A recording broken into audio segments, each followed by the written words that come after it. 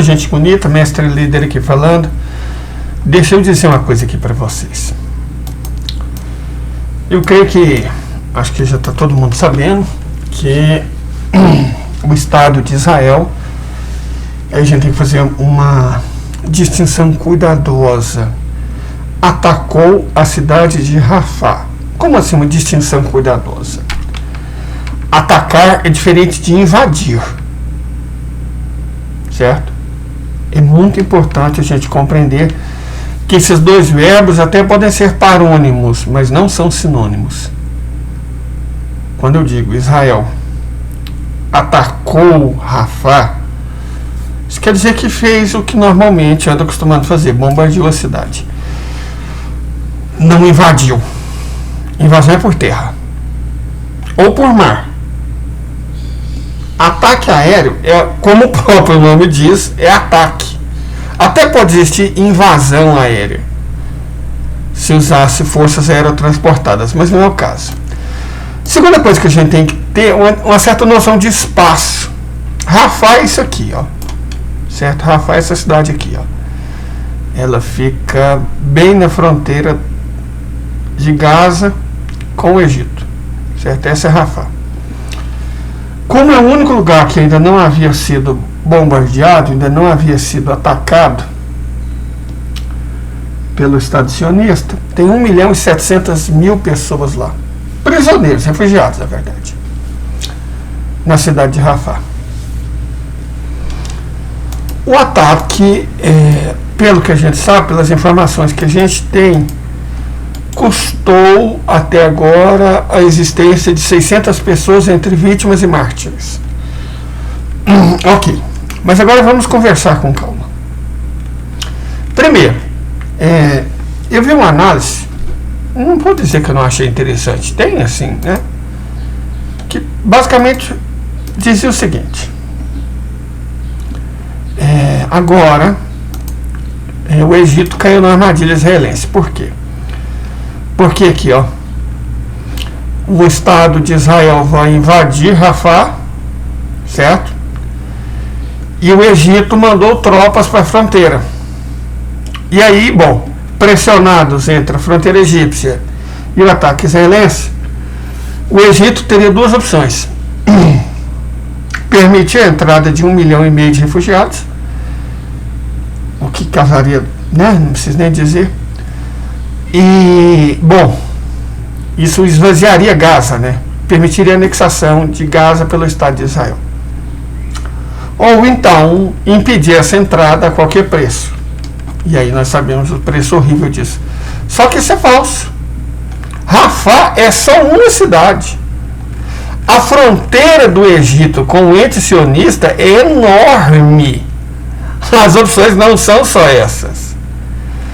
Porque se Israel, imagina que Israel de fato invada Rafah, e aí coloca a população da cidade numa situação desesperadora.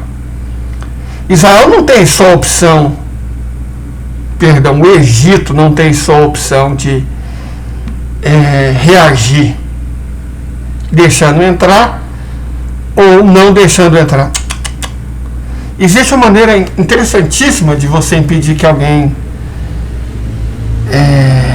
ataque um lugar seu, é atacar outro dela. Em resumo, gente, Israel não tem só Rafah de cidade, não.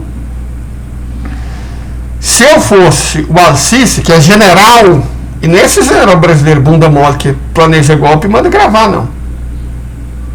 Ele é inteligente, arguto, astuto, esperto. Se eu fosse o Al-Sisi e a entidade realmente invadisse Rafah, porque eu estou falando, Rafah não foi invadida, Rafah foi atacada.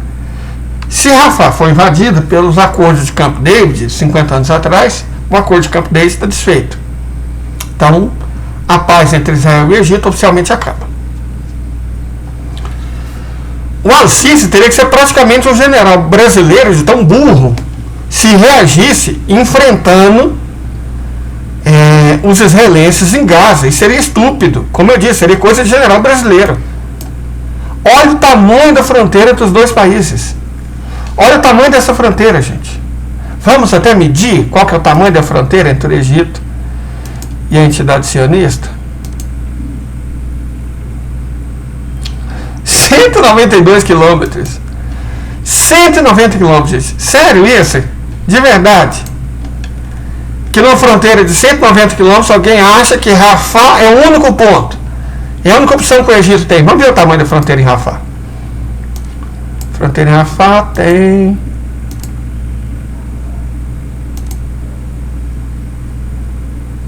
Peraí.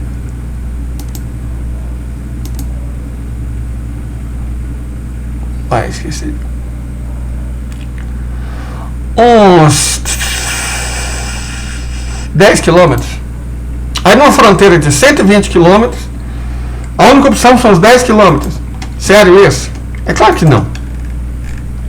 Quando, eu nem digo se, quando acontecer a guerra entre o Estado de Israel e o Egito, primeiro, que ela não vai envolver só esses dois países.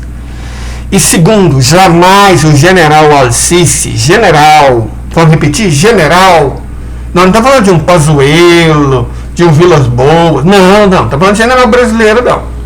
Falando de um general de verdade. Então, vocês acham realmente que ele reagiria por Gaza? Estava dando uma olhada ontem à noite nessa fronteira. Isso aqui é um WAD. Os WADs são interessantíssimos porque são vales, né? Um vale é um lugar tranquilo de você ultrapassar. Pelo WAD. O WAD é um rio intermitente. É um vale tranquilo, suave, certo? Morro abaixo, que é quase toda a fronteira entre Israel e Gaza, também é bem tranquilo de invadir. E sem falar na cereja dos... né? Que é a cidade de Eilat.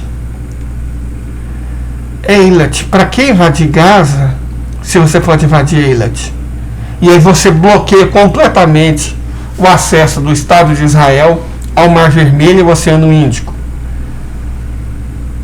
Se eu fosse o Al-Sisi, general Al-Sisi, vasta experiência militar, eu jamais atacaria Israel por Gaza, isso seria estúpido. Eu atacaria ao longo da fronteira desértica, principalmente na altura desse wadi aqui, certo? Principalmente na altura desse wadi aqui, é Nitzana, né? Aí ó, Wadi al-Amri, na altura de Wadi al-Amri, até descobrimos o nome do wadi. Wadi é rio intermitente, Wadi al-Amri e Nitzana, ou atacaria por Eilat. Deixa eu explicar rapidamente por que isso faz sentido. Vamos lá. Novamente, olha o tamanhozinho de Gaza. Rafah ocupa essa metade norte dessa faixa estreita. E olha o tamanho enorme da fronteira entre o Egito e Israel. Israel, para invadir, repare, não está invadindo. Israel no momento está atacando Rafah. É muito diferente. Inclusive do ponto de vista legal. Israel está atacando Rafah, ou pelo menos atacou, e faz todo sentido do mundo. De alguma maneira, o Al-Sisi tem que mostrar que é macho, que comanda aquilo. O Al-Sisi não, perdão, Netanyahu, né? Tem que mostrar que ainda comanda Israel. Ele está sendo fortemente questionado. Os protestos contra ele estão ampliando cada vez mais. A condução que está levando da guerra está sendo muito questionada. Na verdade, eles estão apanhando, né? Israel está perdendo. Eu não acredito de verdade que substituir ele vai melhorar alguma coisa. Pelo contrário, piora. Porque o problema não é o Netanyahu. O problema é o Estado de Israel. O problema é o capitalismo. O problema é o Ocidente. O Netanyahu é só um boneco. Um Chuck. Um boneco horroroso, mas é só um boneco. Certo? Retirar ele, remover, não vai resolver absolutamente nada. Certo? Não vai resolver nada. Eles podem até usar como desculpa: ó, gente, o malvado era o Netanyahu. Então não é que nós somos maus. Mal era o Netanyahu. Agora deixa Israel continuar fazendo o que estava fazendo. Então o problema é o Estado de Israel, não é o Netanyahu. Fica óbvio isso, certo? Da mesma forma, gente, é quando, e não se, houver uma guerra envolvendo, repito, o Egito e Israel, como eu disse, Israel está numa situação complicadíssima. Por quê? Porque o Egito jamais vai atacar, jamais, gente, sério isso é o básico de análise militar. Jamais vai atacar pela faixa de Gaza, um local hiperpopuloso, superpovoado, cheio de escombros, pessoas que não dá para distinguir civil de militar, não vai atacar por Gaza. Não faz o menor sentido. Sun Tzu fala, gente, Sun Tzu é básico, 2.500 anos atrás. Só invada uma cidade em caso de extrema necessidade. Nós vimos o que aconteceu em Mariupol, nós vimos o que aconteceu em Bakhmut, estamos vendo o que está acontecendo em Avdiivka. Invadir cidade é só em caso de extrema necessidade. Vou até fazer um parênteses aqui. Mariupol era em caso de extrema necessidade. A Rússia tinha que libertar Mariupol. Então ela fez o que tinha que fazer, ao custo de pesadas vidas humanas. Agora, Bakhmut, que Artemiovsk, né? Bakhmut é o antigo nome ucraniano dela. Artemiovsk é o nome dela. E Avdiivka, aí, cara, a estratégia pura. Por quê? São grandes ratoeiras. A única coisa que a Rússia tem que ficar fazendo é montar a artilharia e descer o tiro. Pau, pau, pau, pau, pau, pau. Quando acaba, a Rússia dá um tempo, a Ucrânia manda mais infantaria e a Rússia manda mais artilharia. Pau, pau, pau, pau, pau, pau. É uma ratoeira, cara. É uma ratoeira. A Rússia eliminou 100 mil ucranazes em Bakhmut. E no andar da carruagem vai eliminar outros 100 mil em Avdiivka. Por que a Rússia não conquista logo Avdiivka? Pelo mesmo motivo que não conquistou logo Bakhmut. Olha, se você tem uma ratoeira, ela está atraindo rato, é muito bastante. Você já tem um rato na sua casa? Você acha que é fácil correr atrás de rato por rato? Ou é mais inteligente você atrair eles com armadilha? Então, Bakhmut, Artemiovsk e Avdiivka são ratoeiras. É claro que a Rússia vai manter ela em funcionamento. Isso é óbvio. Certo? Isso é óbvio. Da mesma forma, nós vimos em Mariupol, Bakhmut e agora em Avdiivka que invadir cidade não rola, cara. Principalmente Mariupol, que Avdiivka e Bakhmut são armadilhas. Mariupol, invadir cidade é uma coisa terrível. Você não deve fazer, não deve fazer. O Adolf não conseguiu fazer isso em São Petersburgo, Leningrado. O Adolf não conseguiu fazer isso em Stalingrado. O Adolf não conseguiu fazer isso em Moscou. Invadir cidade é burrice, burrice. Então é óbvio que o general, vamos lembrar mais uma vez, general Al-Sisi, general, não é brasileiro não, não é Vilas-Boas, não é, qual que é o nome? Heleno, né? Não, é Pazuello, é general Al-Sisi, de verdade. Então, o general Al-Sisi é óbvio que no caso do conflito com o Estado de Israel não vai invadir por uma cidade, não vai invadir por Gaza, eles vão invadir pelo deserto ou pelo mar, na direção de Eilat, certo? Tomar Eilat faz muito mais sentido. Na verdade, Eilat está do ladinho da Arábia Saudita, e Egito e Arábia Saudita evidentemente estão trocando ideia. Egito e Arábia Saudita estão trocando ideia, cara. Estão trocando ideia. Certo? É óbvio que estão. Num caso de guerra, a Arábia Saudita já deixou alguns pontos claros. A Jordânia é uma aliada do Biden, mas só enquanto Bin Salman quiser. Porque se o Bin Salman precisar atravessar esses 20 quilômetros, acho que nem dá 20 quilômetros, vamos ver quanto dá.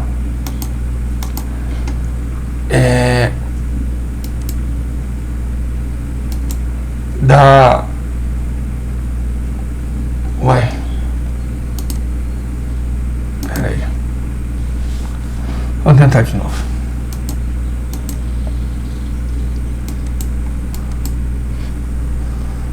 Linha, caminho. Ok, vamos tentar aqui mais uma vez. A distância é de 25 quilômetros. Entre que existe de Jordânia entre a Arábia Saudita e Israel, eu duvido muito que a Jordânia vá se opor. Porque se ela se opor, a Arábia Saudita invade a Jordânia, isso é óbvio. Então, a Jordânia não tem muita escolha, certo?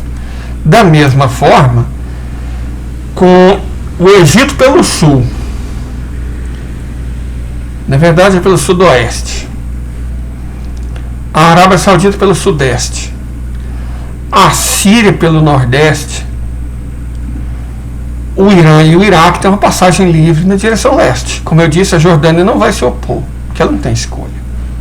Então, o que eu estou dizendo é que, se em caso de guerra, não seria o Egito sozinho. Esquece a Jordânia. Seria o Egito, Irã, Iraque, Síria, Líbano, é um todo militar, né? É a mesma coisa. Irã, Iraque, Síria, Líbano é uma coisa só, do ponto de vista militar. Irã, Iraque, Síria, Líbano, pelo norte, Arábia Saudita pelo leste, Egito pelo sul. Simples assim. A prioridade não é Gaza. A prioridade é essa cidade aqui, ó. Vamos achar ela, Dimona. Primeira cidade que tem que ser tomada de Israel é Dimona. Porque em Dimona que tem umas instalações meio complicadas, né? Que a entidade sionista, vamos ver se a gente consegue achar ela. Normalmente o Google protege esse tipo de instalação. Dimona. Vamos lá. Tem uma instalação em Dimona que é, como a gente explica, nuclear, certo? Tem uma instalação nuclear em Dimona, onde Israel produz coisas que, pela lei internacional, esse Estado não devia produzir. Mas a lei internacional não vale para Israel, né? Ela vale só para o restante do mundo. Então, a primeira cidade a ser invadida teria que ser Dimona, certo? Teria que ser Dimona. Dimona teria que ser a primeira cidade a ser conquistada. Mas Eilat também é um ativo estratégico importante. Você invade aqui, toma Eilat, e aí, entrando pelo leste através da Jordânia e pelo oeste através do Egito, e as tropas que porventura já estivessem em Eilat, você tomaria Dimona. Depois de tomar Dimona, não seria um caminho tão difícil até Beersheba. Em Beersheba começa Israel de verdade. Aí é parada torta. A partir de Beersheba é parada torta. Só vê que está cheio de cidade, tem até rio, né? Então Beersheba é um ponto de inflexão. É o limite entre o Negev e a Palestina propriamente dita. É Beersheba. Beersheba seria um ativo estratégico importantíssimo. Seria, no caso, uma segunda ou terceira cidade, certo? Depois de Eilat e Dimona. Isso aqui é tranquilo, porque é deserto. Israel não tem... Quantas pessoas já fugiram de Israel? O número que eu vi é 300 mil. Faz sentido. 300 mil pessoas já fugiram do Estado de Israel. Eles não são de lá. Eles são invasores. É diferente. Por que os palestinos não saem? Porque essa é a casa deles. Você não sai da própria casa. Mas de um terreno que você invadir, você sai. Então os israelenses estão saindo. Eles estão perdendo mão de obra, estão perdendo soldado. E Israel, bom, não tem tantos soldados assim. O país é pouco populoso. Não tem recursos. O dinheiro está acabando. Está muito difícil importar as coisas. A China não está fornecendo material crítico mais, já faz uns 2, 3 meses. Então, né? E quem vai fornecer? A Europa? Não tem mais indústria. Estados Unidos não tem mais indústria, é tudo China. Se a China não fornece, acaba. O suposto poderio militar e industrial de Israel. Um paizinho, gente, fala sério. Um paizinho. De toda forma, a questão aqui é que não estamos tendo uma invasão. Estamos tendo um ataque. Caso haja uma invasão por terra, aí quem entra em cena é o Irã. E o Irã tem meios. E não tem medo de usá-los. Certo? Quando acontecer, não estou falando nem si, quando acontecer a guerra mesmo, ela vai ser total. Não vai ser só o Egito. Vai ser, esqueça a Jordânia, vai ser o Iraque, vai ser a Síria, vai ser o Irã, vai ser o Líbano, e pela primeira vez na história, e isso vai fazer toda a diferença no mundo, vai ser a Arábia Saudita. O que eles querem é isso aqui, ó. Jerusalém. Tomado Jerusalém, aí sim. Aí vai para cima de Tel Aviv. E pelo norte vai para cima de Haifa. Então, é isso. Mas ainda não está acontecendo. E eu não sei se vai acontecer. Pode acontecer. Mas eu não espero para agora, não. Porque o que o Bibi Netanyahu fez foi uma manobra eleitoreira para demonstrar força.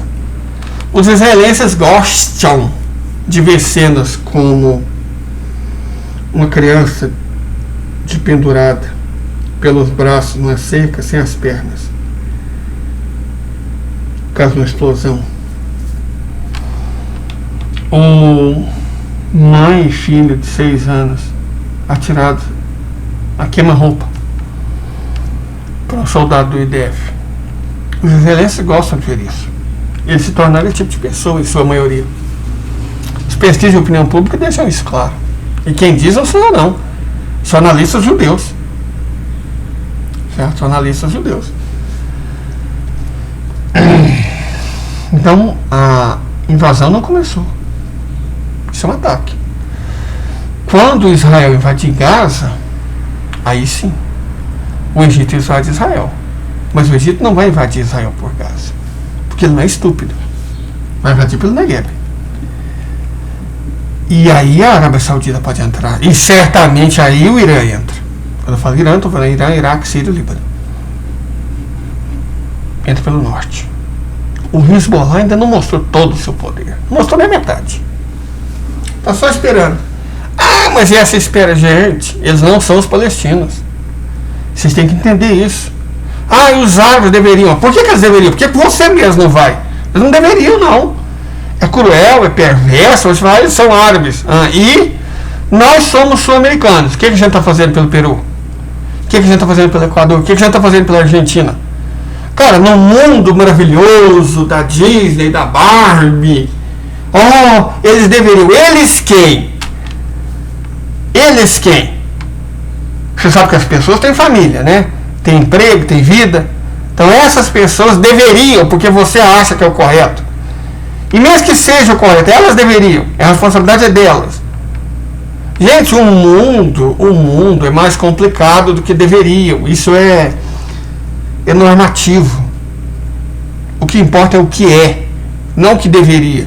O que deveria é fácil quando não é o nosso que está na reta. Certo? Então, eles não vão entrar numa guerra terrível por conta dos palestinos. Porque eles não são palestinos. Isso é óbvio. Que está difícil alguém se lembrar de entender isso. Cruel, mas é assim que é o mundo, gente. A vida é assim. Eles vão entrar na guerra? Vão. Mas por causa deles mesmos. Vamos explicar mais uma vez o motivo? O Egito, a Arábia Saudita, a China, a Jordânia, enquanto ela existir, acho que não vai ser por muito tempo, que é uma passagem entre a África e a Eurásia. Para isso, vocês têm que tomar o Negev.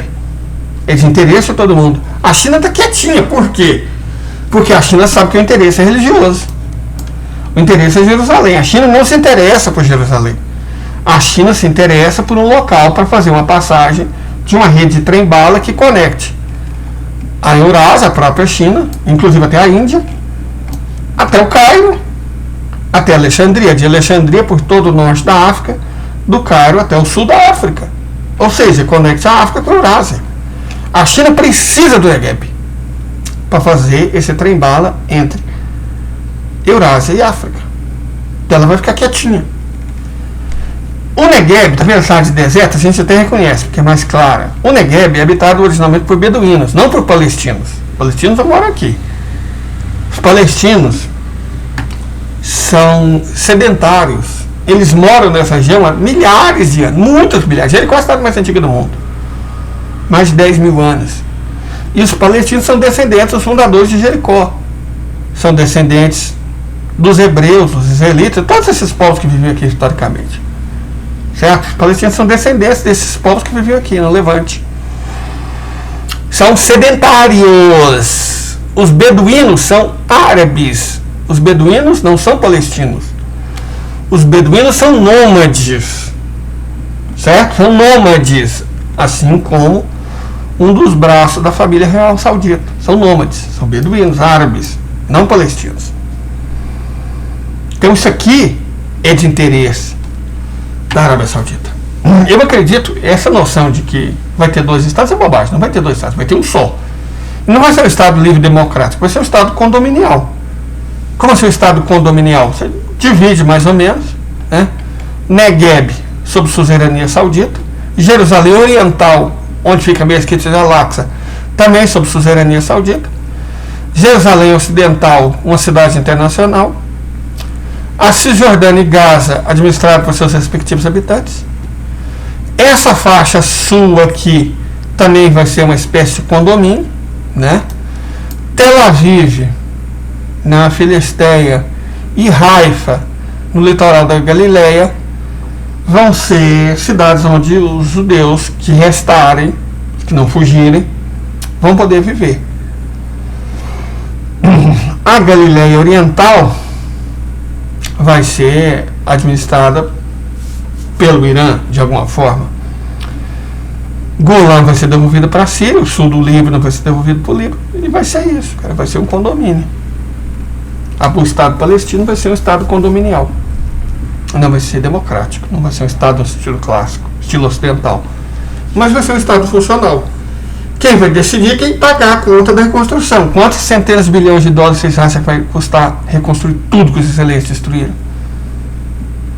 E eles vão destruir Israel também. Então vai ter que reconstruir muita coisa. Quem tem tanto dinheiro? Só dois países no mundo, a Arábia Saudita e China. Então, a Arábia Saudita vai ficar com o bife. Você pensa, mas o Negev não é o bife. Só porque o Negev tem metade da área? Não, não é só por causa disso não. Porque o Negev permite, é o motivo da guerra, permite a passagem da Eurásia para a África. E a China, para ajudar a reconstruir o resto, vai querer os pontos mais importantes. Vai querer um porto em Eilat, vai querer um porto em Ashdod. Cadê Ashdod? Aqui, ó, Ashdod. Né? É isso. O Irã não vai aceitar que a Arábia Saudita fique com tudo. O Irã vai querer administrar Haifa. Vai ter influência sobre Haifa. Tel Aviv, assim como Jerusalém Ocidental, vão ser cidades internacionais. A tendência é essa, a região metropolitana. E o resto se resolve na mesa de negociação, que não vai envolver os Estados Unidos. Não tem que negociar com os Estados Unidos. Os Estados Unidos apoiaram a guerra. Eles vão ser derrotados pela guerra. Então você não tem que negociar com o perdedor. Ah, tem. Não, não tem não. Negocia se quiser. E eu duvido que o Irã queira. Certo? Então, não tem que negociar. O que você pode negociar é a retirada dos sionistas. Que quando Israel invadir, reitero, não está invadindo, quando Israel invadir Rafah, Israel será invadido. Israel não tem força para deter todos os árabes, todos os muçulmanos. Vamos lembrar, Israel escolheu lutar quando falou que ia tomar a mesquita de Al-Aqsa para fazer o terceiro templo, lutar com todos os muçulmanos. O mundo muçulmano começa aqui, ó, em Dakar, um pouco mais ao sul. Mas vamos fazer uma linha para mostrar para vocês o mundo muçulmano, resumido, simplificadamente, tá?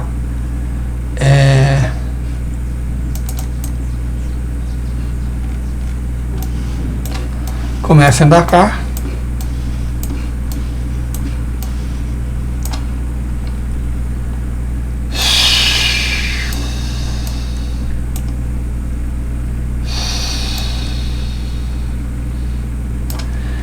e vai até Zamboanga.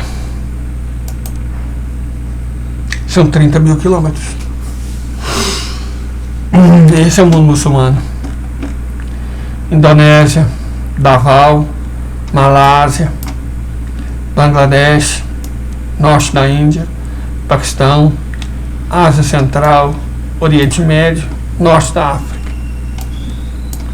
Essa faixa de 30 mil quilômetros é a linha do mundo muçulmano, a linha central do mundo muçulmano. Foi isso que Israel resolveu enfrentar. Uma coisa é enfrentar os palestinos. Nós estamos vendo agora ao vivo o que eles fazem com os palestinos desde 1948. Outra é enfrentar os muçulmanos. Dos palestinos eles sempre ganharam. Dos muçulmanos eles vão perder. É isso. Certo? Então, horrível, trágico. Mas prepare o coração de vocês, só está começando. Sejam firmes.